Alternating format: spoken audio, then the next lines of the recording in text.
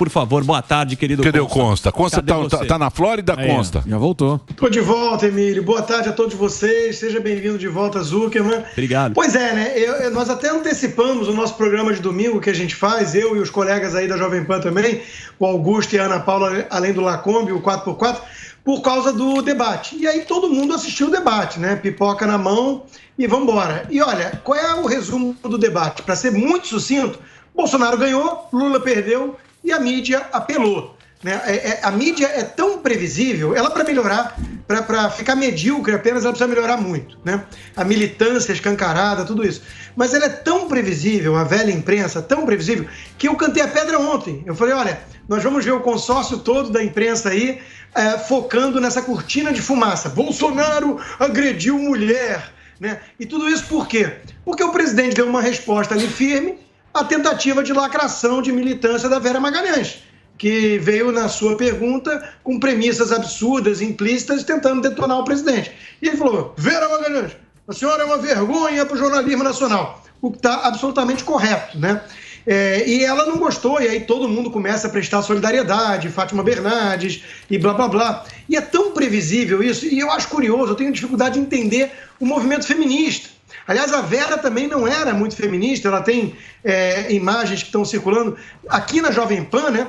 Onde ela ainda não era lá a datilógrafa mais bem paga do país na TV Cultura, e ela dizia o seguinte, eu não entendo essas feministas de esquerda defendendo o Lula, um misógino que fala da mulher do grelo duro e blá, blá, blá. E agora ela está tentando fazer campanha para esse mesmo Lula e bancando a vítima em relação à resposta firme, porém nada demais. O presidente faria isso com qualquer outro, com qualquer homem, inclusive. E aí vamos tentar entender o movimento feminista, né?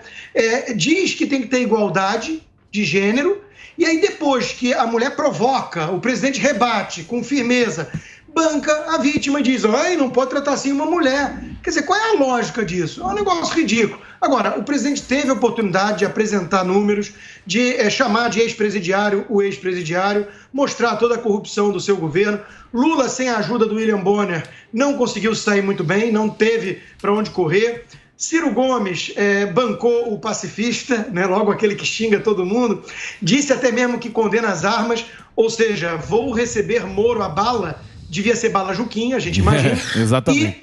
E esse é o resumão do troço. Agora, o desespero da imprensa está tão grande que eles estão tentando pintar Simone Tebet Kane, né, como a grande vencedora. É um negócio impressionante o desespero. Agora, nem eles conseguem esconder, né? Entrevistaram lá 60 pessoas indecisas, aí a Folha... indecisos escolhem Simone Tebet como a vencedora e Bolsonaro perdedor. Aí eles vão fazer uma enquete no quintal da esquerda, lá o petista Ricardo Noblat, 120 mil votos e dá 70% do Bolsonaro, 10% do Lula. Essa é a realidade. E nem eles estão conseguindo esconder a frustração. O Leitãozinho, o filho da Miriam Leitão, está lá na Veja. Por que Bolsonaro venceu Lula no primeiro debate? Lamentavelmente. Né? Então eles estão, o choro é livre e claro, a Simone Tebet, que foi declarada vencedora, teve um momento de pérola imbatível ali, né? Sou feminista, o Brasil precisa de uma mulher para arrumar a casa. E a outra, a senadora que tentava, quando as duas estavam debatendo, todo mundo ia fazer outra coisa, era a hora do banheiro. Exato. Era deixa, né? É tipo abrir Equador e Catar a Copa do Mundo. E aí a Soraya disse assim, reforcem minha segurança, porque o que eu tenho a dizer é grave, como se ela tivesse sido alvo da facada do psolista e não o presidente, né? E depois diz o seguinte, lá de onde eu venho, não sei o quê, mulher vira onça e eu sou uma dessas, né? Quer dizer, ela estava achando que estava concorrendo para um personagem na novela Pantanal. É um negócio impressionante, né? Então, assim, o resumão da ópera foi, os figurantes não contam, ninguém pagou ingresso para ver figurante, todo mundo pagou ingresso para ver o presidente Bolsonaro chamar o ex-presidiário de ex-presidiário e esfregar a sua corrupção na sua cara de pau. Lula, sem a ajuda dos apresentadores do Jornal Nacional, se confunde e não se sai muito bem, né? E está abatido, está cansado, essa é a visão geral, né? Não consegue defender o indefensável e o resto é o resto. Então, assim, Bolsonaro saiu muito bem nessa entrevista. o Lula saiu muito mal. E a mídia está apelando o choro ali. Eu estava... Deixa eu... falando. Que não, só uma você fica na sua. Tá bom, fica à vontade. Só sexta-feira você não estava aqui. Tá bom, vai lá. Mas você sabe, na sexta-feira o Constantino estava aqui. Aliás, muito obrigado aí pela grande audiência. Agradecer o Bolsonaro. Eu que agradeço a oportunidade. Não, você participou aqui da mesa. O UOL gostou muito da sua participação. Eu nem vi. Então, o que acontece é o seguinte. O Bolsonaro, ele já tinha levantado aqui esse negócio da mulher. Porque quando ele estava na Globo, eu até brinquei com ele, falei, pô, você estava mansinho lá em Bolsonaro, você estava mansinho. Ele falou, não, porque se eu falasse alguma coisa, como é que chama a apresentadora? É a Renata. A Renata. Ele falou, se eu falasse alguma coisa, já ia falar tal, não sei o quê. Não, lá ele ficou mansinho. Mas falaram, o Catar Calive falou que ele levantou o tom. Falaram, Emílio. Falaram do mesmo jeito. Opa. Então, falaram que a Leilani, aquela que até o cabelo é vermelho, disse que olha como Lula tratou a Renata e compare com o Bolsonaro. Né? É um negócio impressionante. Mas eu acho que, sei lá, esse negócio de falar que ganhou, cada um que... O cara do Lula acha que o Lula foi melhor, o cara do Ciro... Cada um... Não, nem eles. Eu não sei. Mas eu acho que o Bolsonaro, ele saiu bem porque ele foi. Sim. Porque ele poderia não ter ido nesse debate e todo mundo falando, não, o Bolsonaro não foi por causa da facada. Lembra que o outro ano não teve esse negócio? Falou, o Bolsonaro vai ser fraco, o Bolsonaro não aguenta um debate. E pelo que me parece, ele foi lá e fez o... Tava jeitão dele, aquele jeito dele, mas foi lá e fez o debate e acho que... Eu não sei, eu acho esse debate ruim, viu, Consta? Não, foi bom, cara. Eu acho ruim. Eu também acho o modelo ruim. Ninguém tá lá para ver Simone Tebet e Soraya Tronic lacrando. O outro lá, o leite de soja do Partido Novo, ninguém tá nem aí para as falas ensaiadas. Então, assim, né, o pessoal quer ver ali o ex-ladrão e o capitão, né? Exato. Sim. E nesse aspecto, eu acho que ficou muito ruim, sim, para os petistas. Nem eles estão conseguindo esconder. Daí a cortina de fumaça, agressor de mulheres. É tão previsível, Emílio. Olha a capa do Globo, do Estadão e da Folha hoje. Tudo igual. É o consórcio. Sai tudo da mesma forma, né? A turma do Lula não está conseguindo esconder a frustração, né? Então eu acho que foi ruim para eles. E teve bastante audiência. Agora, de novo, essa coisa de mimimi... Mas esse negócio... Mas a audiência... Eu acho que se deve ao Bolsonaro. Não, óbvio. Sim. Eu acho que esse negócio... O encontro, né? O encontro. Não é. Porque, porra, eu fazia programa domingo. Fizemos 15 anos domingo. Era uma alegria para você que era da concorrente ter um debate político, porque dava 3 pontos, 2 pontos. Não tinha emoção. Ninguém assistiu o debate. Apareceu isso. Nossa audiência sexta-feira também foi assustadora. Foi impressionante a repercussão e tal. Então, as pessoas estão ligadas na política, mas eu acho que, como você vê que candidato pode ser melhor, eu achei ruim, porque fica isso, é a briga do Adriles, a Verinha Magalhães, Janones. é o Janones, sim, a parte é isso que sobra. O Salles enquadrando lá o Janones podre. Agora, veja, Emílio, nós vimos na sexta-feira o fenômeno que é o presidente em termos de popularidade. O presidente é pop, isso é verdade, o Lula não é pop. Onde é que o Lula vai que arrasta a multidão? Ninguém vê isso. Ele faz o trabalho de bastidores, ele recebe papel voador em entrevista que parece coordenada. Isso ele faz. Agora, olha a reação da turma logo depois, porque não consegue esconder de forma objetiva que o presidente foi vencedor. Tenta criar a Simone Tebet como uma vencedora e aí começa a espalhar fake news.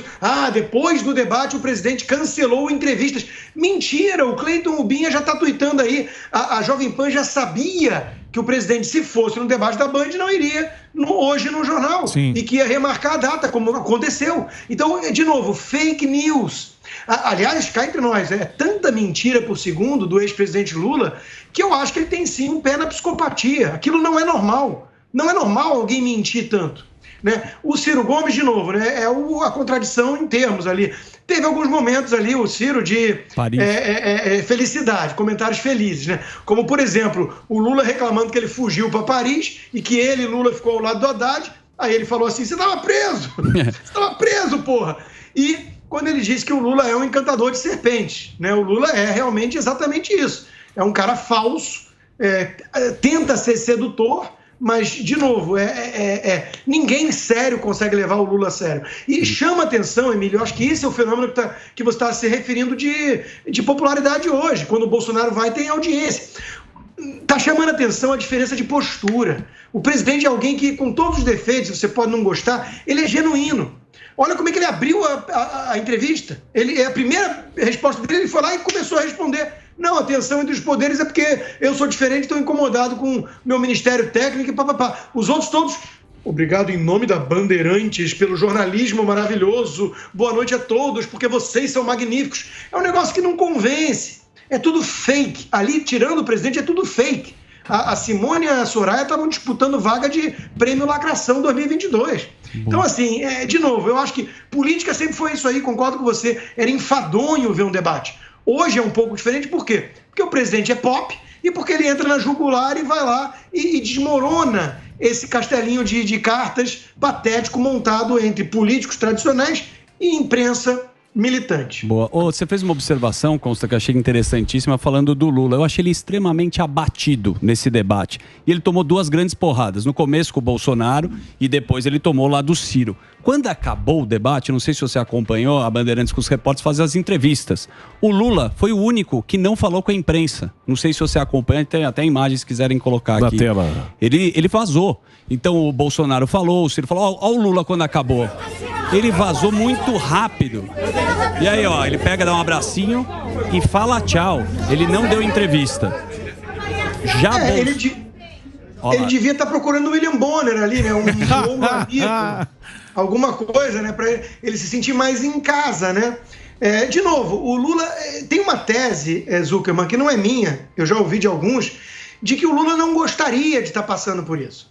Ele está podre de rico, né? Oficialmente ele declarou 8 milhões de reais, o que chama atenção, porque recentemente a justiça tinha congelado 16. Quer dizer, queimou metade do patrimônio dele, só a ex-mulher deixou 11 milhões de inventário. Haja Avon, né?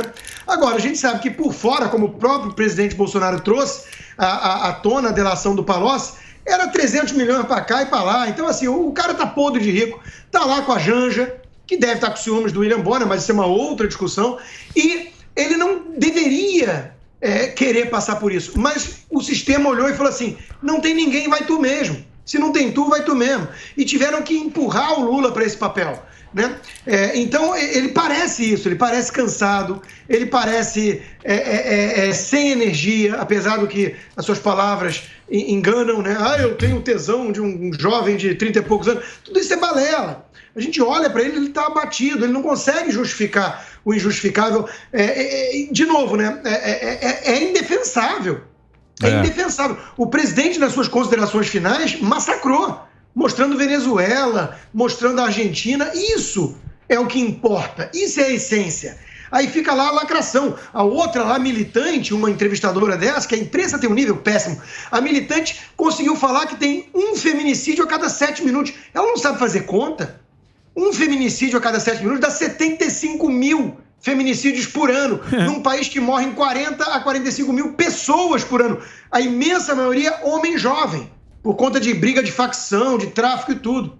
Então, e joga, parece o Ciro Gomes, joga os números assim, a checagem não vai atrás, porque a checagem não quer checar os próprios coleguinhas, os pares, né, da imprensa. Então é um negócio tosco. Tudo isso é muito tosco, o desvio de foco, tem que ter cota para mulher na política. Não é isso que o povo está interessado.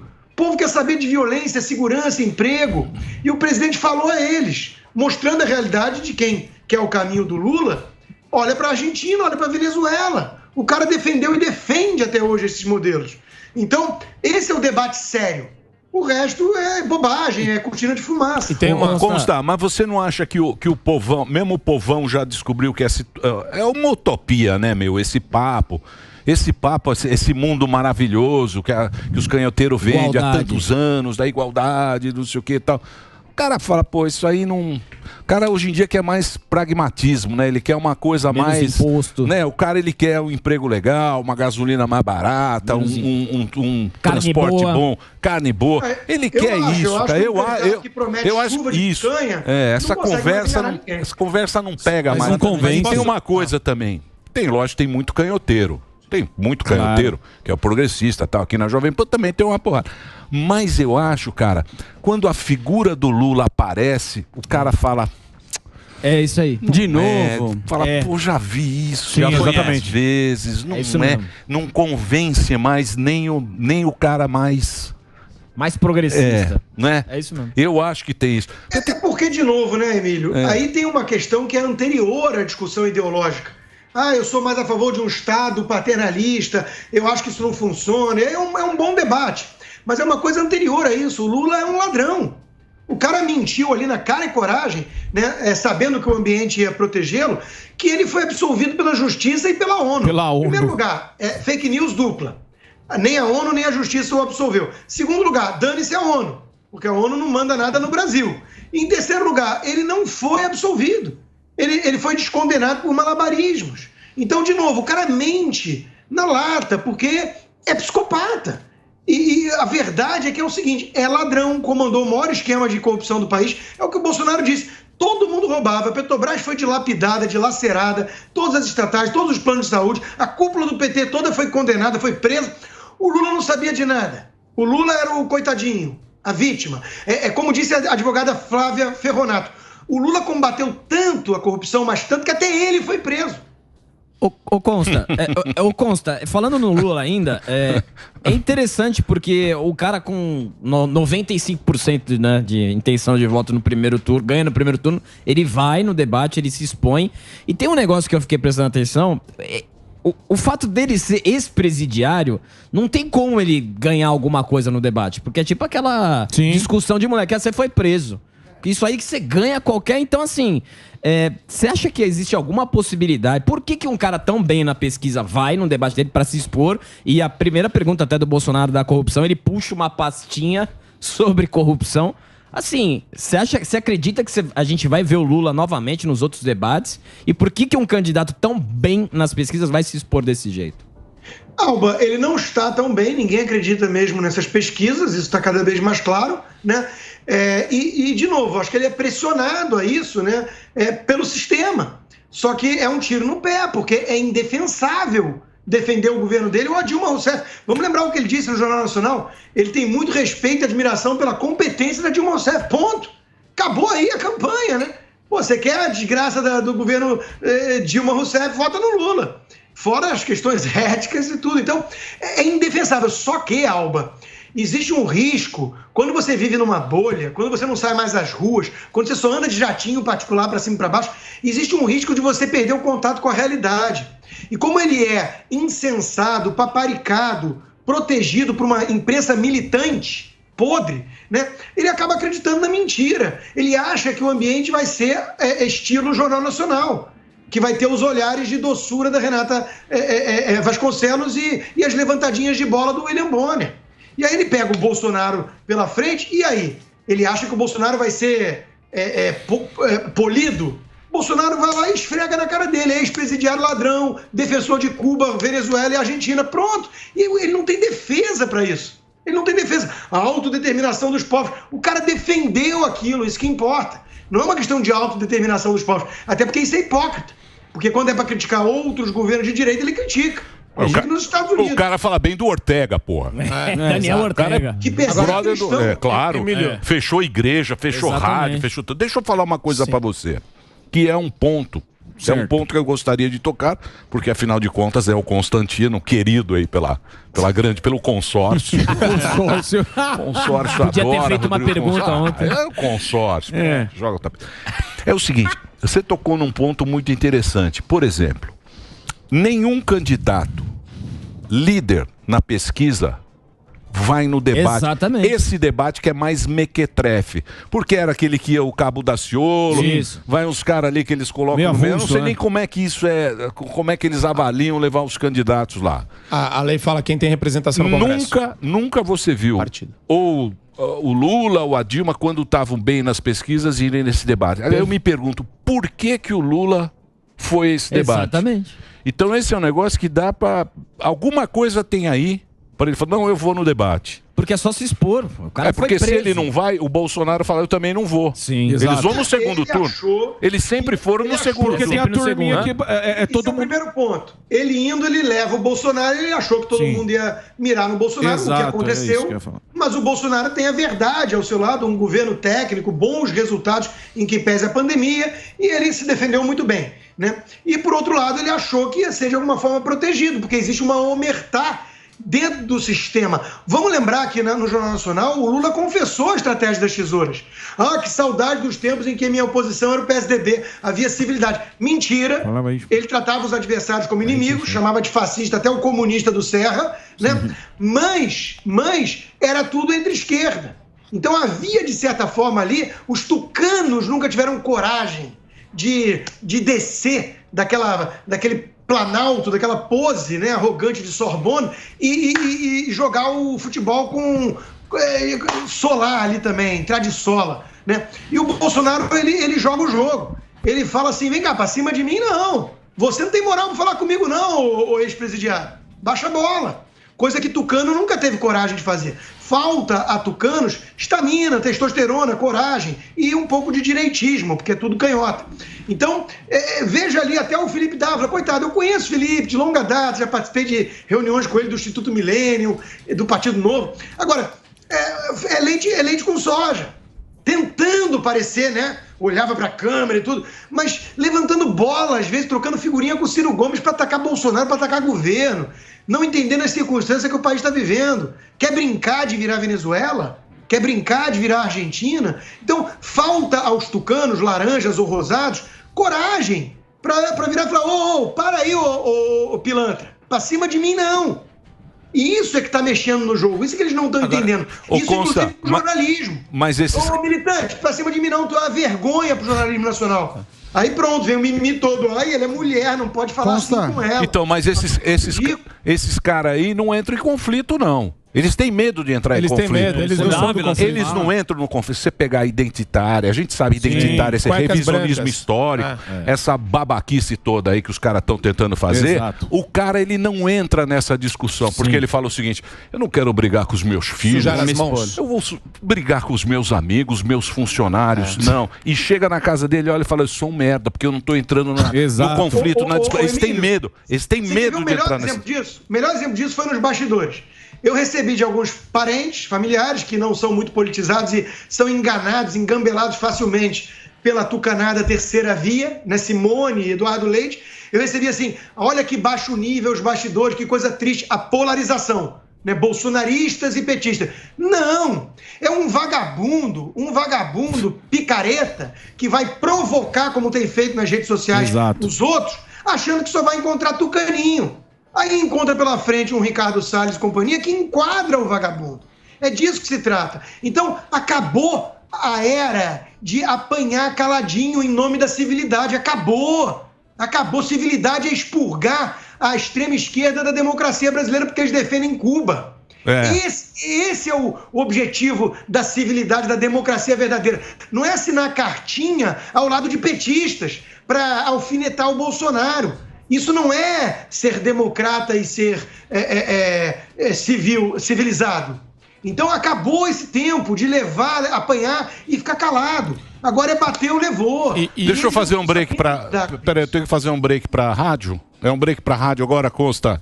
Nós já vamos bater o Bolsonaro aqui, viu? Se ele bobear, só nós, só. Se ele bobear, só nós vamos ficar aqui, ó. Isso aí, tá ok? Carreira só. Então vamos, Reginaldo, por favor, o break da rádio, a gente continua o papo aqui com a pergunta do Superman. Vai lá, Reginaldinho. Marco Antônio. Por favor. Pode. Consta. Tudo bem? Rápido, né? Rapidíssimo. Sem preâmbulo. Sem floreio. Consta, eu percebi o seguinte. Principal tema para o debate era a corrupção. Inclusive no Google eles ficavam mostrando, né, a pesquisa que as pessoas faziam, corrupção era o principal. E em segundo, tem aquela agenda autoritária da esquerda. O Lula falando que agricultor é fascista, o setor agropecuário é fascista, enfim, falando que a MST não invadia a propriedade agrícola, etc. E o terceiro tópico é essa histeria identitária.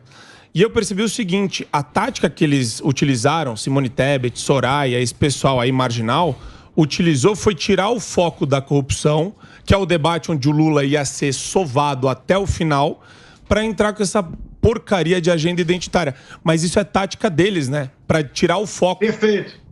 Perfeito, Marco. É a cortina de fumaça a que eu me referi, da imprensa e da suposta terceira via. Eu me questiono se na próxima vez a Simone Tebet já vai com o broche do PT ou ainda vai ser cedo. É isso que eu ia perguntar. Pra escancarar. Então, mas por exemplo... Óbvio. Por exemplo... É óbvio que foi um joguinho, né? Um joguinho. Agora, a quem interessa essa política lacradora feminista? Não a população brasileira. É um negócio cansativo. O presidente esfregou na cara dela ali, né? Vem cá, e naquela CPI circense? A doutora Nise Yamaguchi sendo tratada de forma humilhante e tudo, e você nada. Aí depois ela tentando se defender, diz, não, havia ali um pool, e foi lá reclamar. Minha filha, fala sério, ninguém é trouxa aqui. Estamos falando ali na hora. Seus pais, o Renan Calheiros, o Omar Aziz, humilhando uma mulher, uma médica, que salva vidas.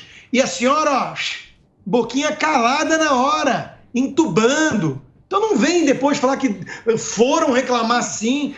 Pelo amor de Deus. Então o presidente trucou ali, deu sinuca de bico, checkmate. Entendeu? Que feminista é essa? Que quando uma médica séria está sendo achincalhada por vagabundos, caciques políticos, ela se cala e toma o partido deles. Então a gente já cansou de dizer aqui, feminismo não tem nada a ver com mulher, feminismo tem a ver com esquerda. Quando a ex-mulher do Freixo denunciou a agressividade dele, tudo, nenhuma feminista saiu em campo para averiguar, para defendê-la, porque o Freixo é de esquerda, é companheiro, é amiguinho. Então, o presidente se saiu bem até mesmo com essas cascas de banana, que era a política identitária. E para essa bolha midiática, esse é o grande assunto relevante do país hoje. Cota para mulher na política. Pelo amor de Deus, tenha santa paciência. Então, mas mesmo o papo com a Verinha, porra, a Verinha trabalhou aqui com a gente, pai tá jornalista. Você acha que ela se sentiu atacada? Por causa, porra, já fez debate aqui, trabalhou 30 vezes, apresenta lá o jogo. Mas chorou, o Roda Viva. Apresenta o Roda Viva. Pô, você acha? Trabalhava com o Vila Verinha aqui, é top, lógico. Morreu, né? Não. A gente tem que, porra... ela é boa jornalista, trabalhou, tem um espaço dela, tal, não sei o quê. Aí vem com essa conversa de cá, ela sofreu, ela ficou em casa, imagina, conheço a Verinha, maratonista. Solidarizo. Só eu não acredito também, não, dessa turma da solidariedade. Isso. Não, eu sei, mas beleza, é o trampo dela. É o jogo dela. É o jogo dela. Mas colocar ela como sendo a pessoa que sofreu, porque, pá... A turma tá fazendo isso. Não, com a Verinha não. Não, ela não tá também. Tá, lógico que não. Tá chorando pra caramba. Não, mas isso é conversa. Então, eu não acredito nisso aí. Não acredito. Ela não tá, imagina. Por dentro ela sabe que ela não foi agredida, mas ela tá chorando pra caramba. Não vem essa conversa pra cima de mim.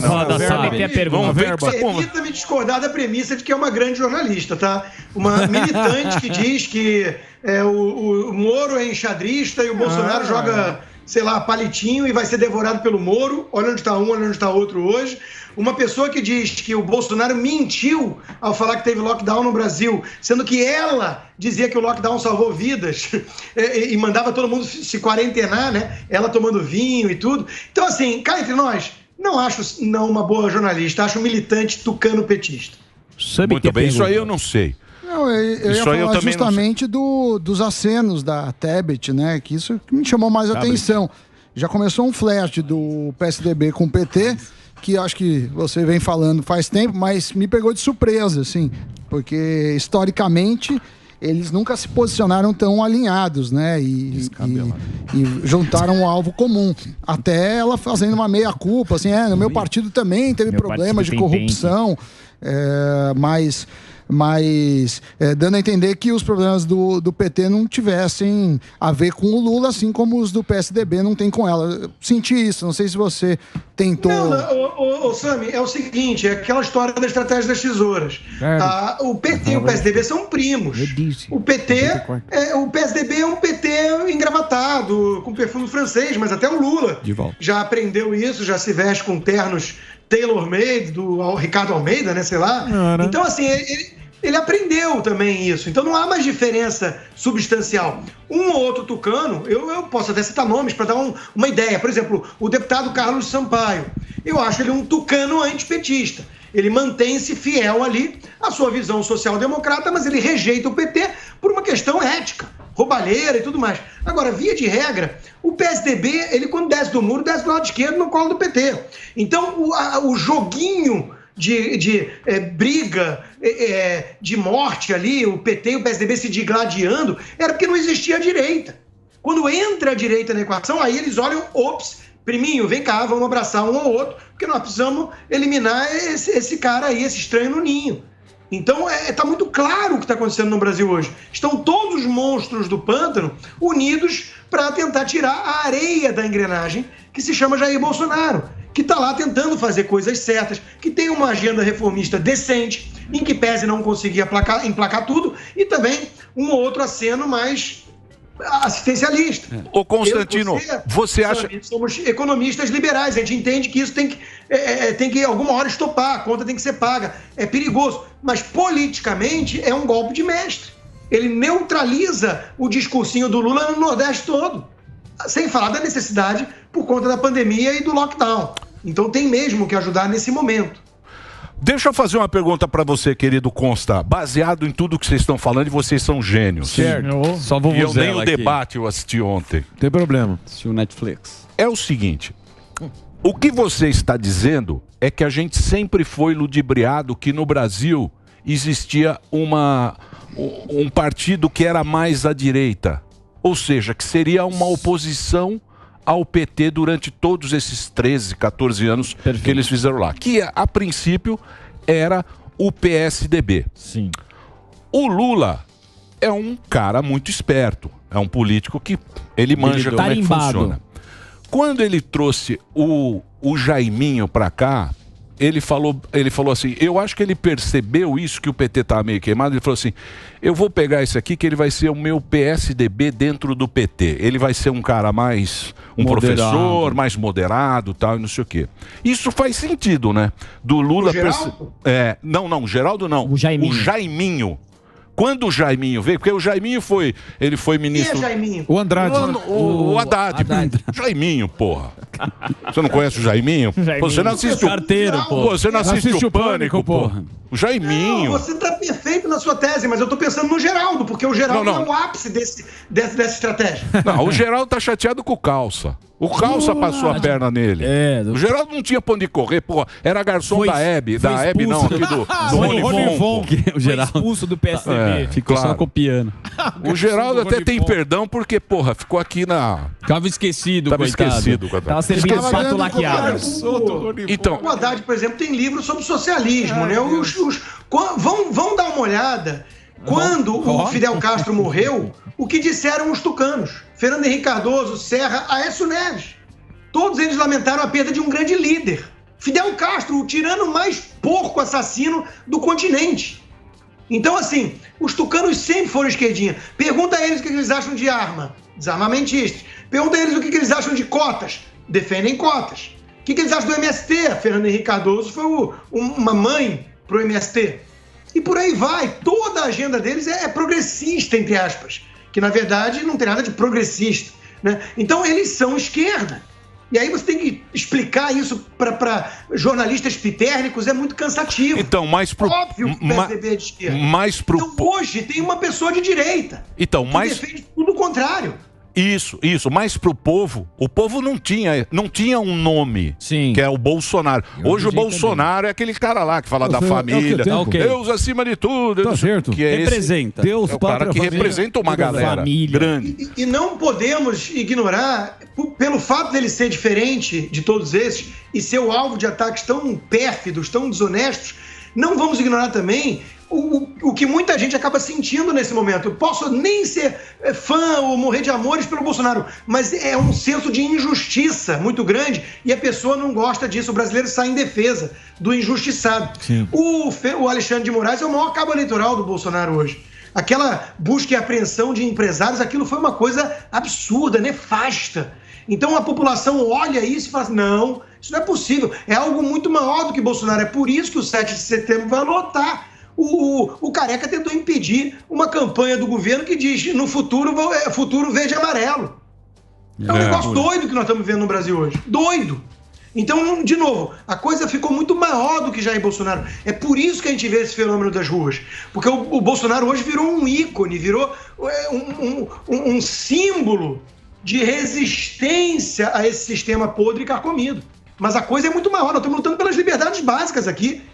Eu queria dizer o que eu penso, sem medo num grupo de WhatsApp, sem medo de que amanhã a Polícia Federal vai bater na minha casa. Eu não tenho muito esse medo, porque aí tem que acionar a Interpol. Mas e a turma que tá no Brasil? E nós aqui, ó, bonitão. Tá perto. Você tá aí, ó. Você tá aí no condado de... Isso, em Coconut Grove. Você vai lá tomar um. Muito Mas eu bem. vou com frequência. Então você acha que o Bolsonaro ganhou, levou o debate? Tem muita gente que fala, não é? Está claro. Lula perdeu. Simone Tebet, a grande vencedora, é uma criação midiática, só pra bolhazinha deles, né? E a mídia foi a grande perdedora com a sua lacração e as suas fake news. Lembrando, um feminicídio a cada 7 minutos. Porra! Aprende pelo menos a fazer conta. É muita coisa, né? Não seria uma vítima? Não, mas não, de agressão. Pode ser agressão. O Consta publicou, não bate. Acho que deve ter confundido alguma coisa, porque. Mas não deram errata, né? Mas fica aí. Eu nem vi essa parte, mas eu acompanhei o Instituto Constantino no Twitter fazendo. Uma boa análise. Fazendo análise? Fazendo a conta. Ô, Emílio, o meu tweet é só botando aspas no presidente. Vera Magalhães, a senhora é a vergonha do jornalismo brasileiro. Teve 100 mil curtidas o tweet. A turma tá cansada dessa militância disfarçada de jornalismo. Vamos ver. Porque os caras dão uma... É o que ele falou. Tudo bem, o Bolsonaro veio aqui, a gente ficou, mas nós vamos ser comadre também com o Ciro. E amanhã Felipe Dávila. Amanhã também vai papo de comadre. Amanhã veio o Dávila aqui. Qual Dávila? É o da privatização, pô. O Dávila? É o leite com soja que o... É o que não pisca. Felipe Dávila. Do livro? Gente boa. Gente boa.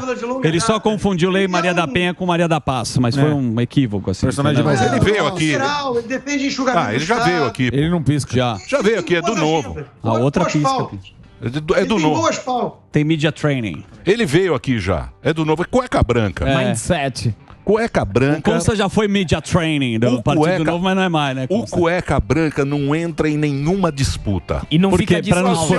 Eu sou cueca branca. Você é um puta cueca branca. Não anda descalço. Eu não anda descalço.